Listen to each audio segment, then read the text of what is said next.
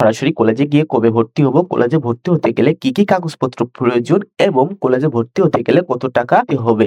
এই বিষয়ে আজকের ভিডিওতে তোমাদেরকে অবগত করব এবং সম্পূর্ণ বিষয়টি বুঝতে গেলে অবশ্যই মনোযোগ সহকারে ভিডিওটা দেখবা। ওকে? আর ভিডিওটা ভালো লাগলে অবশ্যই একটা লাইক অ্যান্ড সাবস্ক্রাইব অবশ্যই করে দিবা।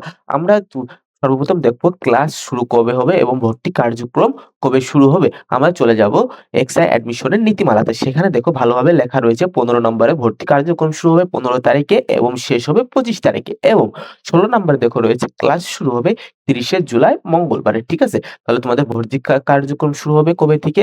সরাসরি কলেজে গিয়ে ১৫ তারিখ থেকে ২৫ তারিখ এবং ক্লাস শুরু অর্থাৎ ক্লাস করতে পারবা তোমরা ৩০ তারিখ থেকে। ঠিক আছে? তাহলে আমরা ভর্তি কার্যক্রম এবং ক্লাস শুরুর বিষয়ে জানতে পারলাম। এখন তাহলে আমরা চলে যাব ভর্তি হতে গেলে কি কাগজপাতি লাগবে? তার আগে আমরা বলে দেব তোমরা যারা ভর্তি হয়েছো বিজ্ঞান শাখা, মানবিক শাখা ও ব্যবসা শাখা তারা ভর্তি হওয়ার সময় সরাসরি কলেজে যেয়ে ভর্তি হয়ে যে সাবজেক্ট গুলা চয়েস দিবা, কোন সাবজেক্টে চয়েস দিলে ভালো হবে এই নিয়ে আমি ভিডিও বানাতে চাই। তোমরা যদি এই নিয়ে ভিডিও চাও তাহলে কমেন্ট বক্সে অবশ্যই বলবা। তাহলে আমার ভিডিও বানাইতে আরো সহজ হবে। ঠিক আছে? তাহলে আমরা চলে যাব কলেজে ভর্তি হতে গেলে কি কাগজপাতি প্রয়োজন।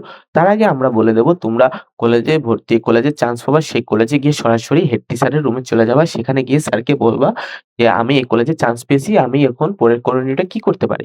তখন তোমাদের হেড টিচার তোমাদের ভর্তির ক্লাসরুমটা অর্থাৎ যে ক্লাসে তোমাদের ভর্তিটা নেবে সেই ক্লাসটা বা সেই রুম নাম্বারটা তোমাদেরকে বলে দেবে।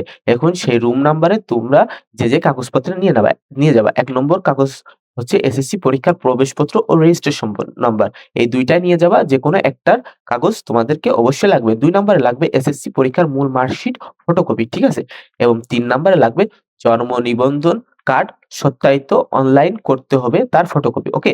জন্ম নিবন্ধনের অনলাইন অবশ্যই তোমরা করে নিয়ে তারপরে যাবা। সেটার ফটোকপিটা নিয়ে যাবা। ওকে? ৪ নম্বরে লাগবে পিতামাতার ভোটার আইডি কার্ডের ফটোকপি। ঠিক আছে? পিতামাতার ভোটার আইডি কার্ডের ফটোকপি অবশ্যই লাগবে। ৫ নম্বরে লাগবে অর্থাৎ তোমার ৫ কপি স্ট্যাম্প সাইজ ও পাসপোর্ট সাইজের ছবি অর্থাৎ ৫ টা করে ১০ টা টোটাল ছবি নিয়ে যাওয়া। ৬ নম্বরে লাগবে তোমাদের পিতামাতার ৫ কপি স্ট্যাম্প সাইজ এবং পাসপোর্ট সাইজের ৫ কপি অর্থাৎ টোটাল ১০ টা তোমার এবং তোমার পিতামাতার টোটাল ২০ টা ৫ টা করে নিয়ে যাওয়া। ঠিক আছে? কারণ এক কলেজে ২ টা, ৩ টা, ৪ টা করে লাগতে পারে। সে অনুযায়ী তোমরা ৫ টা করে নিয়ে যাবা। ৫ টা লাগবে না এর কমও লাগতে পারে। ঠিক আছে? এবং ৭ নম্বরে যে কাগজটা লাগবে সেটা হবে স্কুল থেকে প্রশংসাপত্রের ফটোকপি ও কোটা সনদ। তোমাদের স্কুল থেকে যে প্রশংসা পত্রটা দেবে সেটার ফটোকপি নিয়ে যাবা এবং কোটা সনদ। তোমাদের যদি কোটা সনদ থাকে সেটা অবশ্যই কোটা সনদটা নিয়ে যাবা। এবং তোমাদেরকে আরেকটা জিনিস বলবো প্রশংসাপত্রের অবশ্যই ফটোকপি দিবা। মূল কপি কোনটার দিবা না। যেটা আমরা ফটোকপি বলেছি শুধু সেটারই ফটোকপি দিবা। তাছাড়া কোনটা ব্যতীত মূল কপি দিবা না। ঠিক আছে? এবার ৮ নম্বরে যাবো আমরা। শিক্ষা বিরতি সনদপত্রের বিগত শিক্ষার্থীদের অর্থাৎ এটা যারা বিগত বছরে অর্থাৎ বিগত সালে ভর্তি হওনি, এই সালে ভর্তি হচ্ছ তাদের জন্য এই জিনিসটা লাগবে বিগত শিক্ষার্থীদের জন্য। অর্থাৎ কি শিক্ষা বিরতি সনদপত্র। ঠিক আছে?